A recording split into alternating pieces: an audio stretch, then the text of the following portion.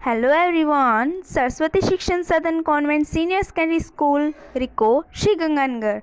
Welcome to all the online classes of class 8 Hindi.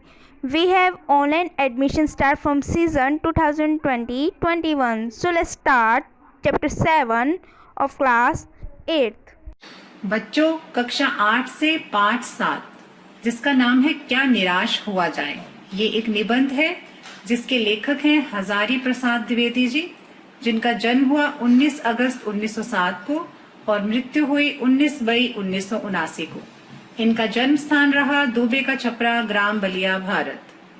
Hazari Prasad Dwivedi ji साहित्य जगत के बहुत ही जाने माने लेखक रहे हैं और ये आधुनिक काल के कवि हैं। इन्होंने बहुत सारी रचनाएं रची हैं जिन्हें पाठकों ने बहुत सराहा है और बहुत सारे पुरस्कारों से इन्हें सम्मानित किया गया है। आज के इस निबंध के द्वारा भी वे हमें ये बताना चाहते हैं कि किस तरह से समाज में अभी भी अच्छाई बची है। वो अच्छाइयों के साथ साथ बुराइयों को भी उजागर करते हैं और वो कहते हैं कि सच्चाई अभी पूरी तरह से मरी नहीं है। इस दुनिया के होने की वजह यही है कि अच्छे लोग अभी भी मौजूद हैं इस दुनिया में, और जिस कारण से ये दुनिया बची है, नहीं तो ये कभी की खत्म हो चुकी होती। आइए इस निबंध में और वो क्या कहना चाहते हैं जानते हैं। आइए पाठ प्रवेश जानते हैं। इस पाठ अथवा निबंध को लिखने के पीछे द्विवेदी जी का क्या उद्देश्य है, आइए जानें। हजारी प्रसाद द्विवेदी द्वारा लिखित क्या निराश हुआ जाए एक श्रेष्ठ निबंध है, बहुत ही उच्चतम कोटि का निबंध है। इस पाठ के द्वारा लेखक देश में उपजी अर्थात देश में जो पैदा हुई सामाजिक बुराइयां हैं उनके साथ साथ अच्छाइयों को भी उजागर करने के लिए कहते हैं कि देश अथवा समाज में जितनी भी बुराइयां हैं उन्हें हमें बढ़ा चढ़ाकर उजागर नहीं करना चाहिए, बल्कि अच्छाइयों को उजागर करना चाहिए। लेकिन हो उल्टा रहा है। लोग बुराइयों को बताने में, उन्हें बार बार बताकर उसमें आनंद का अनुभव करते हैं। वे कहते हैं कि समाचार पत्रों को पढ़कर आजकल ऐसा लगता है कि सच्चाई और ईमानदारी तो खत्म ही हो गई है दुनिया से। जितने भी समाचार पत्र या टेलीविजन में हम जितने भी समाचारों को सुनते हैं, यही नजर आता है कि दुनिया में सच्चाई और ईमानदारी कहीं बची ही नहीं है। केवल भ्रष्टाचार और अत्याचार का बोलबाला है, कानून का तो कहीं नामो निशान ही नहीं। आज आदमी गुणी कम और दोषी अधिक दिख रहा है। हर व्यक्ति दूसरे व्यक्ति में गुणों को नहीं देखता है, बल्कि उसके दोषों को उजागर करता है। आज लोगों की सच्चाई से आस्था डिगने लगी है। आज लोगों को सच्चाई पर से विश्वास बिल्कुल उठ गया है। वे किसी की सच्ची बात का भी विश्वास नहीं करते हैं। लेखक कहते हैं कि लोभ, मोह, काम, क्रोध आदि को शक्ति मानकर हार नहीं माननी चाहिए।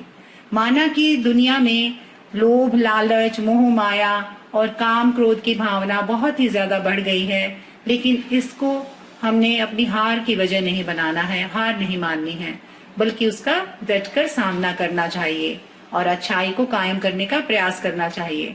आगे वे कहते हैं कि हमें किसी के हाथ की कठपुतली नहीं बनना चाहिए। हमें किसी के इशारों पर बिना सोचे समझे अमल नहीं करना चाहिए, अपनी बुद्धि से काम लेना चाहिए। कानून और धर्म दो अलग अलग हैं, दोनों चीजें अलग अलग हैं। कानून अपनी जगह है, धर्म अपनी जगह है, परंतु कुछ लोग कानून को धर्म से बड़ा मानते हैं। वे धर्म भूल गए हैं और कानून को ही ज्यादा महत्व देते हैं। समाज में कुछ लोग ऐसे भी हैं जो बुराई को रस लेकर बताते हैं, बहुत ही मजा लेते हैं ऐसी चीजों में कि किसी की बुराई या किसी की कमी को उजागर करने में उन्हें बहुत आनंद आता है। बुराई में रस लेना बुरी बात है, ये बहुत ही बुरी बात है। हमें लोगों की अच्छाइयों को, उनके गुणों का गुणगान करना चाहिए, न कि बुराई को लेकर समाज में और बुराई को महत्व देना चाहिए।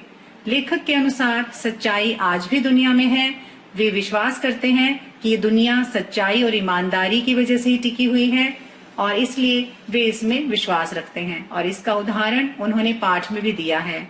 आइए पाठ की शुरुआत करते हैं। क्या निराश हुआ जाए, ये एक निबंध है द्विवेदी जी द्वारा लिखित। आइए पढ़ना शुरू करते हैं। मेरा मन कभी कभी बैठ जाता है अर्थात उदास हो जाता है।